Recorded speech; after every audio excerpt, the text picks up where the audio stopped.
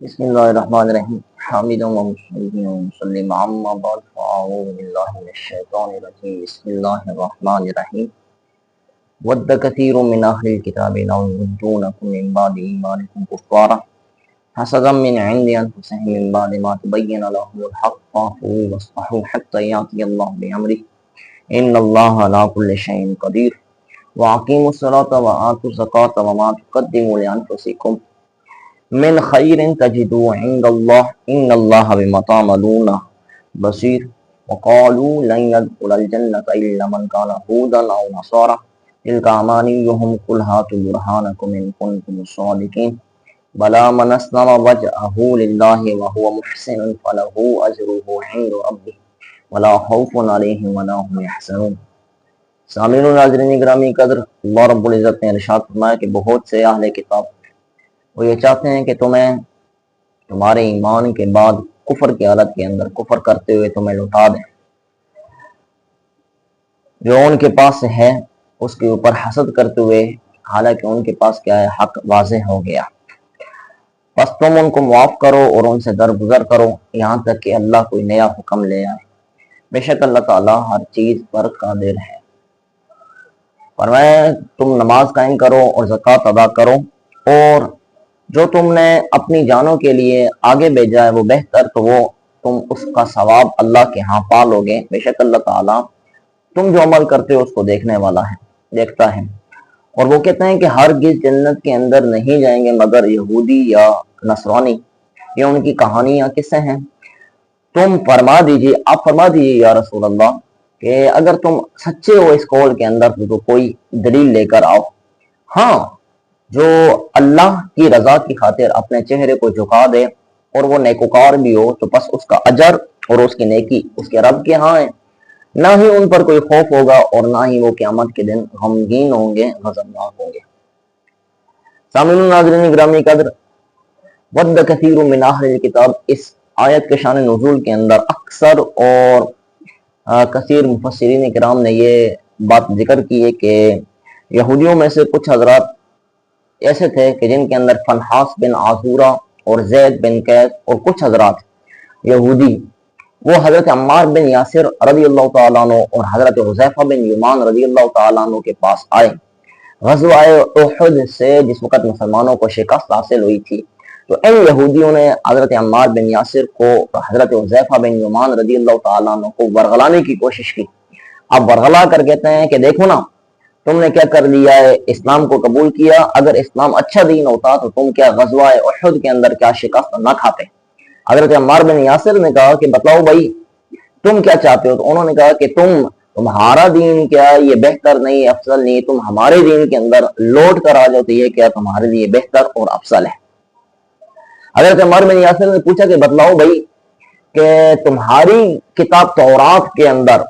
اگر کوئی بندہ عہد توڑ دے تو اس کی کیا سزا ہے؟ تو انہوں نے کہا کہ یہ اس کی تو کیا بہت بڑی سزا ہے عہد توڑنے کی۔ تو حضرت عمار بن یاسر نے کہا کہ میں نے نبی کریم علیہ السلام کے ہاتھ کے اوپر عہد کیا ہوا ہے کہ جب تک زندہ رہوں گا حضور کی غلامی کا پٹا اپنے گلے سے نہیں نکالوں گا، یعنی کہ میں نے حضور کے ہاتھ پر یہ بیعت کی ہوئی ہے کہ میں آپ کے دین سے منہ نہیں موڑوں گا۔ جب وہ اس بات سے کیا ہو گئے، نالا ہو گئے، تو انہوں نے حضرت حذیفہ بن یمان سے کہا کہ آپ کیا کہتے ہیں؟ حضرت حذیفہ بن یمان نے عرض کی، ارشاد فرمایا رضیت باللہ ربا وبالاسلام دینا وبمحمد نبیا، کہ میں اللہ کے رب ہونے پر اور اسلام کے دین ہونے پر اور نبی کریم حضرت محمد مصطفیٰ احمد مجتبیٰ صلی اللہ علیہ وسلم کے نبی ہونے پر کیا ہوں، راضی ہوں۔ اب یہ دونوں باتیں حضرت عمار بن یاسر اور حضرت حذیفہ بن یمان نے جب کر کے حضور علیہ السلام کے پاس تشریف لائے اور سارا واقعہ، سارا قصہ بیان کیا، تو حضور علیہ السلام نے فرمایا کہ انتما علی الفلاح، تم دونوں کیا ہو بہتری پر ہو، انتما علی الخیر، تم دونوں کیا ہو بہتری پر ہو، اور تم دونوں نے کیا پا لیے، فلاح پا لیے۔ اس وقت یہ آیت نازل ہوئی کہ ود کثیر من اہل الکتاب، کہ اہل کتاب سے بہت سے لوگ جو ہے نا یہ تمنا کرتے ہیں، آرزو کرتے ہیں کہ تم کیا ایمان سے پھر جاؤ، کفر کے اندر کیا لوٹ کر چلے جاؤ۔ اب ان کے اس تمنا کرنے کی غرض و غایت کیا تھی کہ وہ کیوں چاہتے تھے کہ یہ اسلام سے پھر جائیں؟ مفسرین کرام نے ذکر کیا کہ آگے اللہ رب العزت نے وضاحت کے ساتھ، صراحت کے ساتھ فرمایا حسد من عند انفسہم، کہ ان کی یہ تمہیں اسلام سے کفر کی طرف لوٹانے کی جو تمنا تھی وہ حسد کی بنا پر تھی. اکثر مفسرین کرام نے یہاں پر ذکر کیا کہ یہ جو حسدن منصوب ہے یہ مفعول لہو ہے, یعنی کہ علت مان رہا ہے یردونکم, تمہارے لوٹانے کی, ودہ کی یعنی کہ مودت ان کی تمنا کیوں تھی, کیونکہ وہ ان کے تمہارے اوپر کیا کرتے تھے کہ ان کو حسد تھا اور ان کے دل کے اندر کیا تھی, بیماری تھی. تم سے وہ کیا کرتے تھے, بغض کرتے تھے کہ اللہ نے تمہارے لیے کیا فضل کو, خیر کو, بہتری کو کیا کر دیا, مختص کر دیا اور چن لیا. اس لیے جب حسد کی بنا پر ان کی یہ تمنا تھی تو اس لیے ہم حسد کے متعلق تھوڑی بہت تفصیل کرتے ہیں تاکہ حسد کی کیا ہو جائے, وضاحت ہو جائے. حسد سے مراد یہ ہے کہ اگر کوئی بندہ یہ تمنا کرے کہ جو غیر کے پاس نعمت ہے وہ نعمت اس سے کیا ہو جائے, ختم ہو جائے, زائل ہو جائے, تو اس کو کیا کہتے ہیں, حسد کہتے ہیں. پھر حضور نبی کریم علیہ الصلوۃ والسلام نے کافی مقامات پر حسد کی کیا کی, مذمت کی. ایک روایت میں آتا ہے کہ حضور علیہ الصلوۃ والسلام فرمایا الحسد یاکل الحسنات کما تاکل النار الحطب, کہ حسد نیکیوں کے اس طرح کھا جاتا ہے جس طرح کہ آگ لکڑی کو کھا جاتی ہے. دوسری روایت کے اندر آتا ہے کہ حضور علیہ الصلوۃ والسلام فرمایا انک سیصیب امتی داء الامم قالوا وما داء الامم انه سيصيب امتي داء الامم قالوا وما داء الامم قال العشر والبطر والتکاثر والتنافس فی الدنیا والتباعد والتحاسد حتى يكون البغي ثم الحرج. حضور نے فرمایا کہ ان قریب میری امت کے اندر پہلے لوگوں کے اندر جو بیماریاں پیدا ہوتی تھی وہ میری امت کے اندر بھی بیماریاں پیدا ہوں گی. صحابہ نے عرض کیا یا رسول اللہ صلی اللہ علیہ وسلم وہ پہلی امتوں کے اندر کون سی بیماریاں تھیں؟ حضور نے فرمایا کہ اترانا, تکبر کرنا, فخر کرنا, وڈیائی کرنا, اور کثرت یعنی کہ کثرت مال کی کیا جاہ و جلال کا کیا اور دل کے اندر خواہش کا پیدا ہونا, اور دنیاوی مال و منال کے اندر بندہ کیا للچا جائے, اور تباعد کسی سے کیا کرے, قطع رحمی کرے, کسی سے کیا ہو جائے, دور ہو جائے, اور فرمایا حسد کرنا. اب یہ وہ چیزیں ہیں کہ جو پہلی امتوں کے اندر بھی کیا پائی جاتی تھی, اب میری امت کے اندر بھی کیا یہ چیزیں واضح ہو رہی ہیں. تیسرے نمبر پر حضور علیہ الصلوۃ والسلام فرمایا ان لنعم اللہ ابا قیل وما اولئک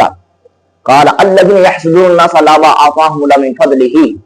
حضور علیہ الصلوۃ والسلام نے ارشاد فرمایا کہ اللہ کی نعمتوں کے کچھ حضرات کیا ہوتے ہیں, دشمن ہوتے ہیں. صحابہ نے عرض کیا رسول اللہ صلی اللہ علیہ وسلم اللہ کی نعمتوں کو کس طرح کوئی دشمن ہو سکتا ہے؟ حضور علیہ الصلوۃ والسلام نے فرمایا کہ جو لوگ ایسے ہیں کہ جن کو اللہ نے اپنا فضل سے کچھ نہ کچھ نواز دیا, کچھ عطا کر دیا, اب وہ لوگ اس نعمت کے, اس فضل کے چھن جانے کی کیا کریں, تمنا کریں اور خواہش کریں, تو یہ لوگ اللہ کی نعمتوں کے کیا ہیں, دشمن ہیں. یہ حسد کی مذمت کے اوپر بیان ہوا. آگے یہ یاد رکھیے کہ حسد کے مراتب ہیں. امام غزالی رحمہ اللہ تعالیٰ نے, اور امام غزالی کے واسطے سے امام راضی نے تفسیر کبیر کے اندر حسد کے 4 مرتبے ذکر کیے ہیں. پہلا مرتبہ یہ ہے کہ کوئی بندہ یہ تمنا کرے کہ غیر سے نعمت چھن جائے. آگے عام ہے, غیر سے نعمت چھن جائے لیکن اس کو ملے, اس کو نہ ملے, اس کو کیا کہتے ہیں, یہ پہلا مرتبہ ہے کہ حسد بندہ اس بنا پر کرے کہ غیر سے نعمت کیا ہو جائے, چھن جائے لیکن اس کو نہ ملے. دوسرا مرتبہ یہ ہے کہ غیر سے نعمت چھن جائے اور اس کو مل جائے. تیسرا مرتبہ یہ ہے کہ غیر سے نعمت چھن جانے کی یہ تمنا کرے, یعنی کہ یہ خواہش ہو کہ بھئی غیر سے نعمت تو نہ چھنے, غیر سے نعمت چھن نہ جائے, یعنی کہ زائل تو نہ ہو,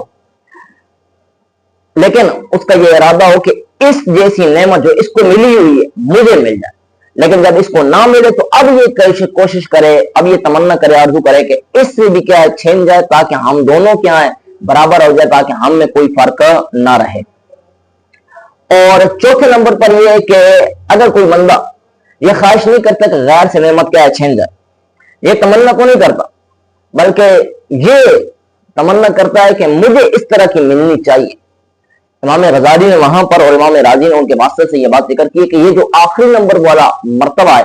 یہ ممکن ہے کہ اللہ تعالیٰ اس کو کیا کر دے, معاف کر دے, یہ دنیا کے اندر کیا ہو جائے گا, معاف ہو جائے گا. اور سب سے بدترین جو مرتبہ ہے حسد کا وہ پہلے نمبر پر ہے, یعنی کہ غیر سے نعمت کے چھین جانے کی تمنا کرے چاہے اس کو نہ ملے.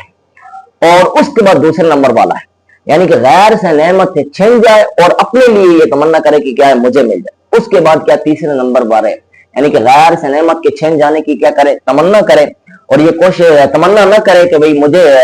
اس سے نعمت چھن جائے, یہ تمنا نہ کرے, بلکہ یہ کوشش کرے, یہ تمنا کرے کہ کیا مجھے مل جائے. اب اس کو جب نہ ملے تو اب یہ تمنا کرے کہ کیا اسے کیا ہے نعمت چھین جائے۔ اب یہ 4 مرتبے ہیں،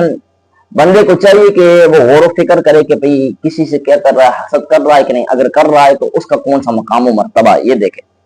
پھر حسد کے 7 اسباب علامہ راضی نے امام غزالی کے واسطے سے ذکر کیے۔ پہلا سبب یہ ذکر کیا کہ کوئی بندہ کسی سے دشمنی کرتا ہے، بغض اور کینہ کرتا ہے، تو اب وہ اس کے اوپر کیا ہے حسد کرنا شروع کر دیتا ہے۔ دوسرا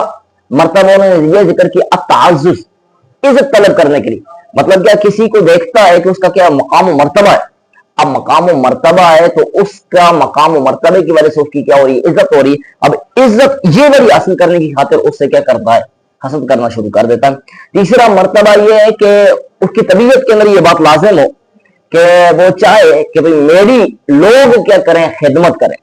اب لوگ اس کی خدمت کریں تو اس لیے وہ لوگوں سے کیا کرے حسد کرے۔ جس طرح کہ یہ یہودی یہ چاہتے تھے کہ بھئی حضور علیہ السلام ہم سے اعلیٰ افضل کیوں ہو گئے، بلکہ نبی ہم میں سے ہوتے تو ہم کیا کرتے ہیں ان پر ایمان لے کر آتے۔ چوتھے نمبر پر جو حسد کا سبب ہے وہ یہ ہے کہ کسی چیز کے اوپر تعجب کرنا۔ فرمایا ابشر الرسول، کافر اور مشرکین مکہ وہ کہا کرتے تھے کہ کیا رسول بشر ہو سکتا ہے، تو وہ تعجب کی بنا پر کیا کیا کرتے تھے حسد کیا کرتے تھے۔ 5ویں نمبر پر یہ ہے کہ مقاصد کے فوت ہونے کی وجہ سے جو خوف لاحق ہوتا ہے اس خوف کی بنا پر کیا کیا جائے حسد کیا جائے۔ جس طرح کہ ایک شخص کی 2 بیویاں ہوں تو اب وہ دونوں بیویاں ایک سوکن دوسری سوکن سے کیا کر رہی ہوتی ہے حسد کر رہی ہوتی ہے۔ اور 6واں سبب یہ ہے کہ ریاست اور سلطنت کی محبت، یعنی کہ کسی کے پاس اگر ریاست ہو، مقام و مرتبہ ہو، اس کے پاس سلطنت ہو، تو اب یہ بندہ بھی کیا ہے سیاست اور ریاست کی خواہش کرے تو اس کے چھین جانے کی کیا کرے کوشش کرے تو یہ اسے کیا کرنے لگ جاتا ہے حسد کرنے لگ جاتا ہے۔ 7واں مقام و مرتبہ یہ ہے کہ اگر کسی آدمی کا نفس کیا ہو بخیل ہو، تو مطلب جب اندر کیا ہوگا بغض ہوگا بخل ہوگا تو اب وہ دوسروں سے کیا کرنا شروع کر دے گا حسد کرنا شروع کر دے گا۔ امام قرطبی نے تفسیر قرطبی کے اندر یہ بات ذکر کی ہے کہ آپ فرماتے ہیں کہ حسد کی 2 صورتیں ہیں، ایک وہ حسد ہوتا ہے جو مذموم ہے جس کی تفصیل ہم نے بیان کی، اور ایک وہ حسد ہوتا ہے جو محمود ہے جس کی تعریف کی گئی ہے اور اس کو کیا کیا گیا سراہا گیا ہے قرآن مجید فرقان حمید کے اندر۔ نبی کریم علیہ الصلوۃ والسلام نے ارشاد فرمایا لا حسد الا فی اثنین رجل آتاه الله القرآن فهو يقوم به آناء الليل وآناء النهار ورجل آتاه الله مالا فهو ينفق آناء الليل وآناء النهار۔ حضور علیہ الصلوۃ والسلام فرمایا کہ 2 شخصوں کے بغیر کسی کے اندر حسد جائز نہیں، ایک وہ شخص جس کو اللہ رب العزت نے قرآن کا علم عطا فرمایا اور وہ دن رات کیا قرآن کے علم کو کیا کرتا رہتا ہے نچھاور کرتا رہتا ہے تقسیم کرتا رہتا ہے۔ دوسرا وہ شخص جس کو اللہ رب العزت نے مال دیا ہے، اب وہ دن اور رات کیا مال کو کیا کرتا رہتا ہے اللہ تعالیٰ کے راستے کے اندر خرچ کرتا رہتا ہے۔ اب یہ 2 ایسے شخص ہے کہ جن کے ساتھ کیا کیا جا سکتا ہے حسد کی جا سکتی ہے۔ آگے اللہ رب العزت نے ارشاد فرمایا فاعفوا واصفحوا حتی یأتی اللہ بامرہ، کہ تم کیا کرو معاف کرو ایک اور ان سے کیا کرو درگزر کرو۔ یہ مسلمانوں کو حکم دیا جا رہا ہے کہ تم کیا کرو معاف کرو کافروں کو اور تم کیا کرو ان سے درگزر کرو۔ اس کا شان نزول بہت لمبا چوڑا ہے کہ حضور علیہ الصلوۃ والسلام سعد بن معاذ یا سعد بن عبادہ رضی اللہ تعالیٰ عنہ کے ساتھ جب گئے تو رئیس المنافقین جو بیٹا تھا رئیس المنافقین خود اس نے دیکھا تو حضور علیہ الصلوۃ والسلام اپنے دراز گوش پر تشریف لا رہے ہیں، اس نے دیکھا اور اس نے کہا کہ اے محمد یہاں سے چلے جاؤ، تمہارے دراز گوش کی وجہ سے ہمیں کیا آ رہی بدبو آ رہی۔ اب نبی کریم علیہ الصلوۃ والسلام وہاں پر بہت زیادہ تکلیف ہوئی، وہاں پر جو حضور علیہ الصلوۃ والسلام کے استقبال کے اندر لوگ کھڑے تھے مسلمان کھڑے تھے،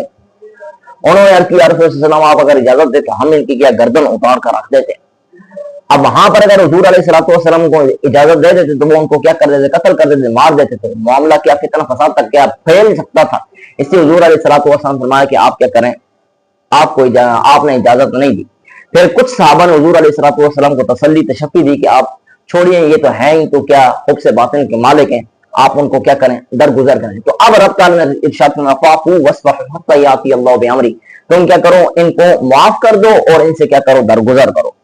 لیکن یہ یاد رکھیے کہ یہ والی آیت کا جو یہ جز ہے یہ حصہ فاعفوا واصفحوا حتی یأتی اللہ بامرہ، یہ کافر الذین لا یؤمنون باللہ ولا بالیوم الآخر اس حصے سے یہ منسوخ ہے، یعنی کہ اس کا وہ حصہ اس حصے کے لیے کیا ناسخ بنتا ہے۔ जिस वक्त मुसलमानों की ताकत कुव्वत ज्यादा होगी तो अब अल्लाह रब्बुल इज्जत ने इरशाद फरमाया कि फाफू वस्बहू वाला हुक्म क्या हो गया, खत्म हो गया। अब तुम उनसे क्या करो, किताल करो। फरमा फक्तुल मुशरिकीन हैसु वजदतुम, जहां कहीं भी तुम्हें मुशरिक मिले उनको क्या कर दो, मार दो, कत्ल कर दो। यहाँ पर एक सवाल किया जा सकता है कि सवाल यह है कि जब मुसलमान थोड़े थे तो उनको ये हुक्म मिला फाफू वस्बहू, तुम क्या करो, माफ करो और दरगुजर करो। हालांकि आफू इसका मतलब ये होता है कि किसी चीज के ऊपर ताकत हो, अब ताकत होने के बावजूद बंदा क्या कर दे, बदला ना ले बल्कि क्या कर दे, माफ कर दे। जब मुसलमान कुव्वत के अंदर, ताकत के अंदर कम थे और कुफार क्या थे, शौकत वाले थे, इज्जत वाले थे, ताकत वाले थे, तो फिर मुसलमानों को कैसे कहा गया कि तुम क्या करो, माफ करो? तो इसका जवाब अल्लामा राजी ने यह दिया कि मुमकिन है कि अल्लाह रब्बुल इज्जत मुसलमानों के इज्तिमाई शक्ल के अंदर वो कुव्वत, वो ताकत पैदा कर दे कि कुफार सारों को वो क्या कर सके, पिछाड़ के रख दें। तो इसलिए फरमाया फाफू वस्बहू। आगे अल्लाह रब्बुल इज्जत ने इरशाद फरमाया कि वमा तुकद्दिमू व अकीमुस सलात व आतुज़ ज़कात, इसकी तफसील हमने पीछे बयान कर दी। आगे फरमाया वमा तुकद्दिमू लिअनफुसिकुम मिन खैरिन तजिदू इंदल्लाह, कि जो तुम आगे भेजोगे तो वो बेहतर हो, बेहतर अमल हो तो उसको, उसका जो सवाब है वो अल्लाह के यहाँ तुम पा लोगे। इमाम कुर्तुबी रहमतुल्लाह ताला ने यह जिक्र किया कि जिस वक्त बंदा मर जाता है ना,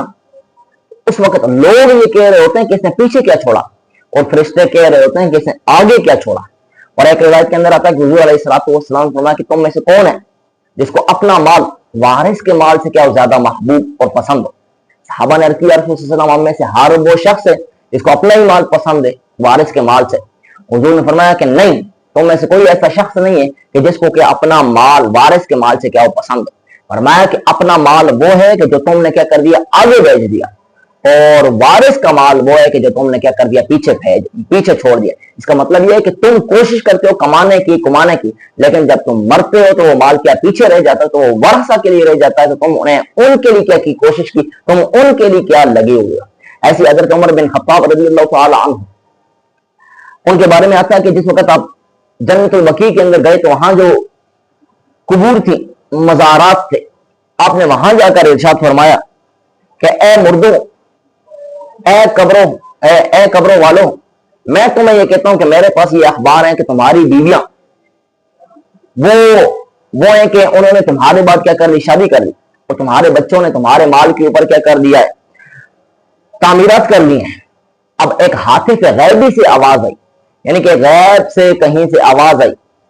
अगर उमर बिन खत्ताब को मुखातब करेगा, ए उमर, हमारे पास भी क्या तुम्हारे लिए अखबार है, और वो अखबार ये है कि तुम्हारा माल हमारे पास वो है जो तुम्हारे हाथों ने आगे भेजा, और तुम्हारे वरसा का वो माल है कि जो तुमने क्या कर दिया, पीछे छोड़ दिया। ऐसे ही हज़रत आयशा सिद्दीक़ा रज़ियल्लाहु ताला अन्हा के बारे में आता है कि जिस वक्त हुज़ूर अलैहिस्सलातु वस्सलाम ने एक बकरी को क्या किया, ज़िबा किया। अब बकरी को ज़िबा किया तो उसके सारा जो हिस्से थे, सारा गोश्त क्या कर दिया, सदका कर दिया गया। उसका बस बचा तो एक चौड़ा या दस्ती बच गई। हुज़ूर अलैहिस्सलातु वस्सलाम ने हज़रत आयशा से इरशाद फरमाया कि बतलाओ इसका क्या हिस्सा बच गया। तो हज़रत आयशा ने अर्ज किया, रसूल सल्लल्लाहु अलैहि वसल्लम, एक दस्ती बच गई।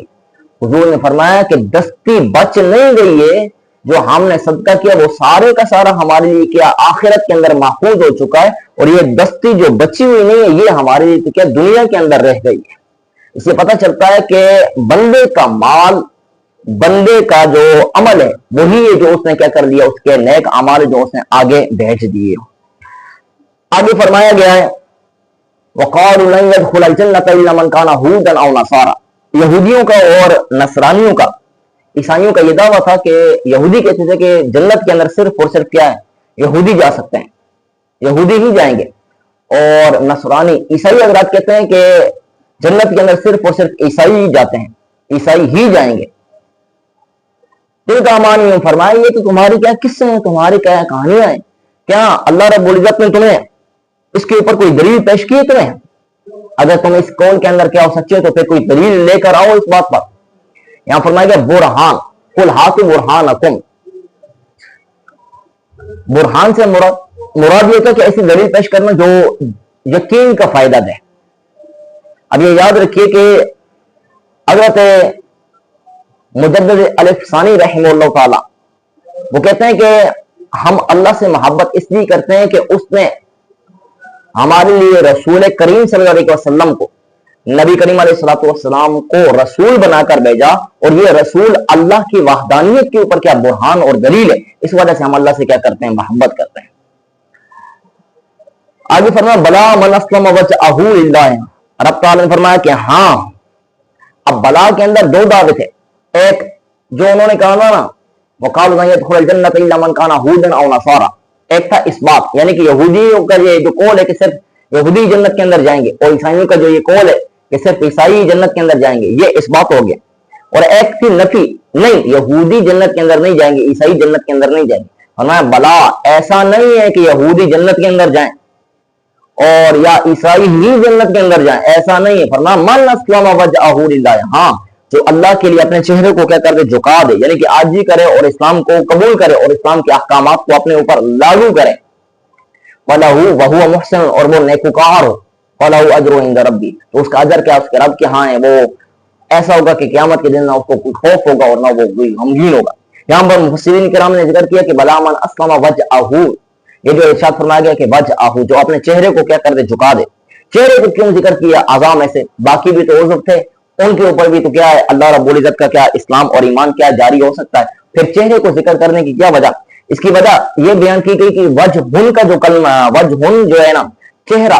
जो आज़ाम में से एक ऐसा उज़्व है जो अशरफ उज़्व है, यानी कि ये मंबा हुस्न जमाल, इस वजह से वजहुन को जिक्र किया गया। दूसरी वजह यह भी बयान की गई कि वजहुन से मुराद नफ्स लिया जाता है, जात मुराद दी जाती है, इसलिए फरमाया कुल्लु शैइन हालिकुन इल्ला वजह, हर चीज क्या हो जाएगी हलाक सिवाय अल्लाह ताला के जात के। और तीसरी वजह यह भी है कि नमाज के अंदर जो सबसे अशरफ और अकमल और कामिल और आजम रुकन है वो है सजदा, और सजदा बगैर चेहरे के क्या होता है, अदा नहीं होता, इस वजह से क्या है चेहरे का जिक्र किया गया है। हक ताला में से ईमानों के अंदर समझ अता फरमाए। आखिर में ये मैं एक मसला जिक्र करता हूं कि अभी मुहर्रम का महीना जारी है, सोशल मीडिया के ऊपर हर तरफ से क्या है अखबार आती रहती हैं। कल एक वीडियो जो बहुत ज्यादा वायरल और मशहूर हुई है वो ये है कि कुछ हजरात ये दावा कर रहे हैं कि हुजूर अलैहिस्सलातु वस्सलाम ने फरमाया कि जो बंदा 10 मुहर्रम का रोजा रखेगा उसको 2 साल का सवाब मिलेगा, और जो ये खबर आगे लोगों तक पहुंचाएगा उसको 80 साल की इबादत का सवाब मिलेगा। तो ये याद रखिए, ये सरासर झूठ है, इस तरह की कोई रिवायत कुतुब हदीस के अंदर नहीं है। और हुजूर ने फरमाया मन कज़्ज़ब अलैहि मुतअम्मिदन फल्यतबव्वा मक़अदहु मिनन नार, जो बंदा मेरे ऊपर जानबूझकर झूठ बोले तो उसका मकाम सिर्फ और सिर्फ जहन्नम होगा। हाँ, हुजूर अलैहिस्सलातु वस्सलाम ने फरमाया कि सौम आशूरा 10 मुहर्रम का रोजा रखना चाहिए, 10 मुहर्रम का रोजा रखना मुस्तहब है। लेकिन जिस वक्त हुजूर अलैहिस्सलातु वस्सलाम ने देखा कि 10 मुहर्रम का रोजा यहूदी भी रखते हैं, अब इरशाद फरमाया कि 10 के साथ या तो 9 का मिलाकर रखो या 10 के साथ क्या 11 का मिलाकर रखो, ताकि यहूदियों की क्या हो जाए, मुखालफत हो जाए। तो रोजा रखना मुस्तहब है, इबादत है, लेकिन ये तायीन नहीं कि 2 साल की इबादत का सवाब मिलेगा, और ना ही ये कहीं साबित है कि जो बंदा इसकी क्या है आगे खबर देगा उसको क्या 80 साल की इबादत का सवाब मिलेगा। हक ताला ने सही मानों के अंदर समझा था।